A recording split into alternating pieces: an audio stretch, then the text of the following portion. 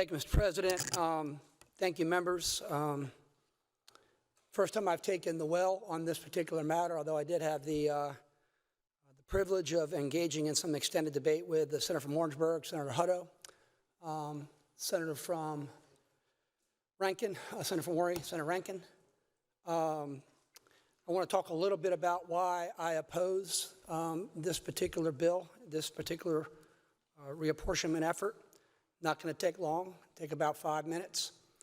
I want to begin first with the legal posture that we're in. Initially, there was a lot of confusion in regard to why we were up here taking this up at this late date.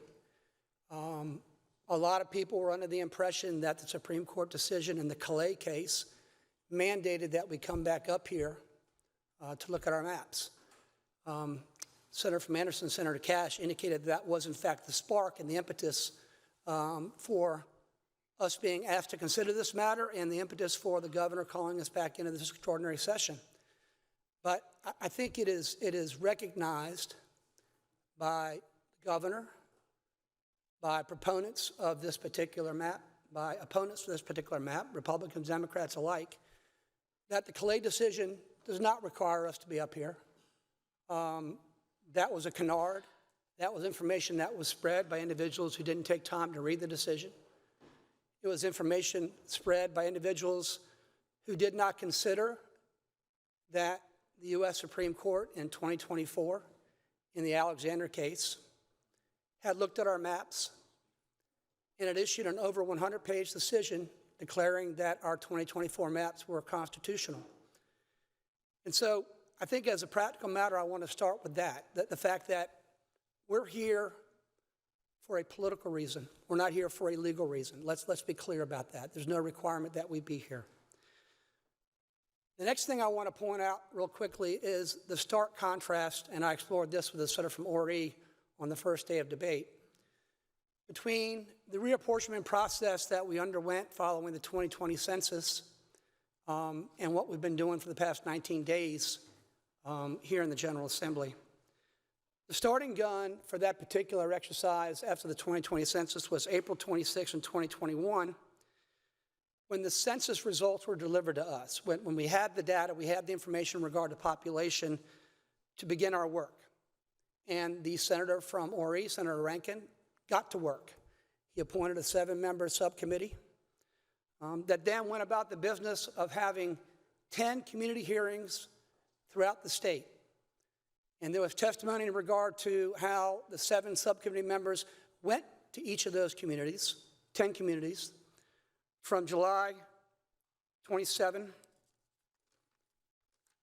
for about 3 or 4 weeks, July 27, August 12, and received testimony from the people of South Carolina, hundreds of people that would show up to be heard, people that had maps of their own, people that had testimony to offer about communities of interest, people who testified about how they wanted their congressional districts to look. Because after all, it's the people that select elected officials. It's not the elected officials that select the individuals who vote for them.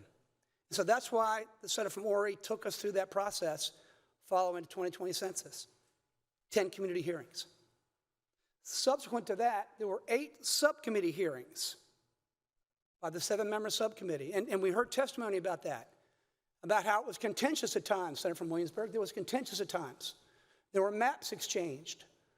There were competing expert analyses exchanged. There were discussion about demographics, discussion, the things that you would expect a responsible legislator to do when discharging one of the most important functions the United States Constitution gives it to do.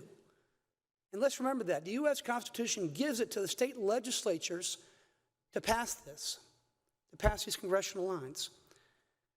And so all of that process took about 9 months, from the starting gun on April 26, 2021, when the census results were released, to the time that a reapportionment bill was approved in this General Assembly. 9 months passed. 9 months. I want to contrast that with what we're doing right now. And the senator from Anderson did a great job of chronicling it. We've had this matter before us properly for 19 days.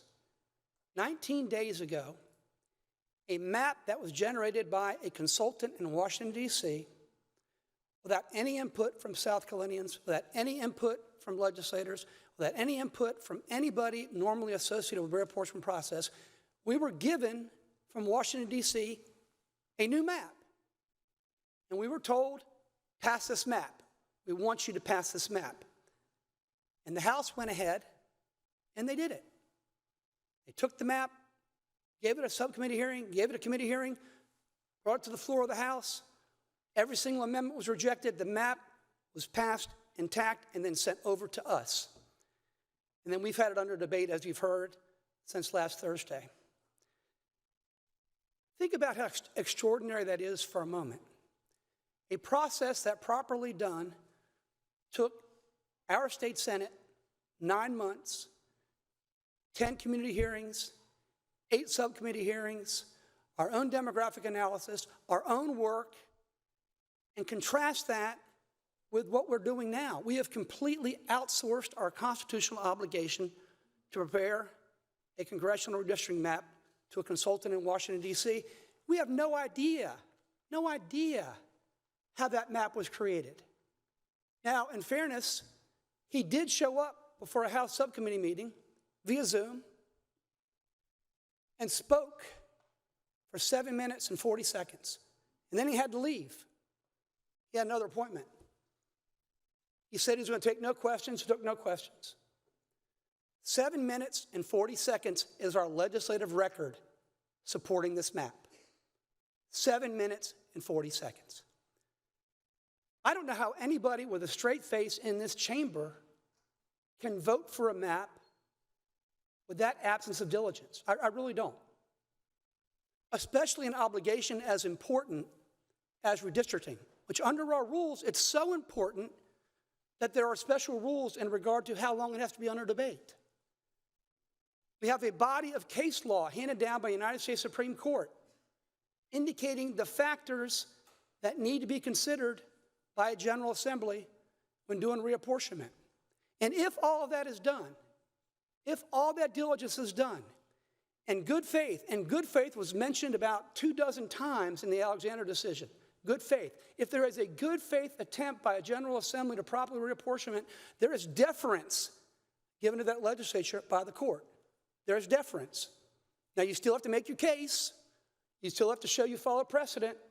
You'll still have to show that you acted in accordance with what the Supreme Court has said is a proper way to redistrict, but deference is given to you. There's not going to be any deference given to this map. If we were to pass this map, our record is 7 minutes and 40 seconds of a consultant in Washington, D.C. talking to us via Zoom, or not even talking to us, talking to the House. That's our record. No questions, no demographic analysis, no idea of what went into the black box into which he generated this map. I honestly, I'm stunned that something like this rises to the dignity of being considered on third reading in the Senate. I'm stunned, quite frankly.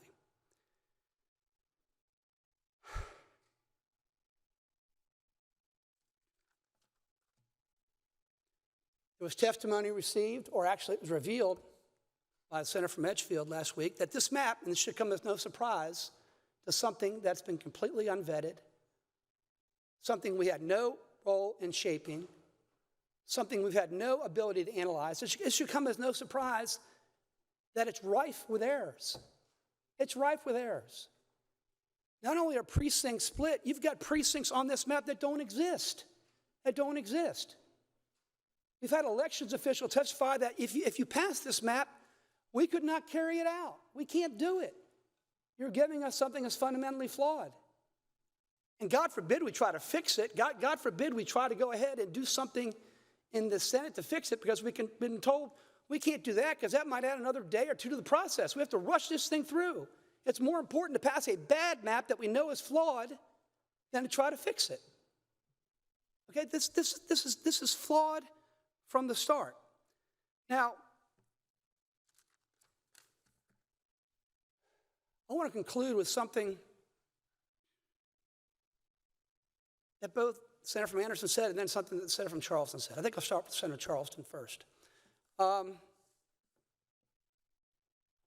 Our U.S. Constitution was drafted by a genius, primarily James Madison. It is the most sublime form of government in mankind because it not only checks the governed, it checks those who govern. You've heard the senator from Charleston explain more eloquently than I possibly can the system of checks and balances, the horizontal checks and balances among the executive, judicial, and legislative branches at the federal level. But equally important are those horizontal checks and balances with powers reserved to the state under the 10th Amendment to the states and people respectively. That is also an important check on federal power. And part of that is the U.S. Constitution giving to state legislatures the sole responsibility for drafting congressional maps. They did not want the federal government involved in drafting those maps. It is a violation of the separation of powers. And what's ironic to me is that we stand in a chamber up there with a portrait of John C. Calhoun. Now, obviously, an extraordinarily flawed man. Anybody who says that slavery is a positive good, Senator from Michigan, is an extraordinarily flawed man. But the reason we have him up behind that podium in a place of reverence is because he eloquently talked about how states are sovereign. He eloquently talked about how the federal government has only those powers which are given to it under the Constitution. He eloquently spoke about the need for this horizontal check and balance that we talked about. And the fact that in this chamber we're talking about outsourcing one of those important horizontal checks and balances to a consultant in Washington, D.C., who didn't even come down here to talk to us, who wouldn't even answer questions from us, it boggles my mind that we're thinking about doing this, Senator from Calhoun. I don't understand. I don't understand. And I especially don't understand it from those who, during the Obama administration, talked about things like nullification, talked about exploring once again what's the legal basis for a state legislature to nullify or disregard a federal directive. We got into that debate in a serious way. And then we moved to anti-commandeering, Senator from Charleston. We talked about how the federal government can't commandeer a state to carry out things that the federal government has passed. We had that talk in here. And there are those who are urging us to pass this map who are the most vocal opponents of that federal overreach. They stood for that principle. But you can't stand for the principle when you don't like what's being proposed and then abandon that principle now. That's not a principle, as the senator from Dorchester said, that's a preference. That's a preference. It's not principled. It isn't principled. We have an obligation. We swore an oath to uphold not only the United States Constitution, but the state constitution. If we were to pass this map, I believe we would be abrogating that oath. I sincerely believe that. I sincerely believe that. Senator from Anderson talks about establishing a historic precedent, and he's right. He's right. If we pass this map, it is going to stand for the proposition that a legislature can outsource its obligation to the federal government. It can truncate its obligations to proceed in good faith. It can do all these things.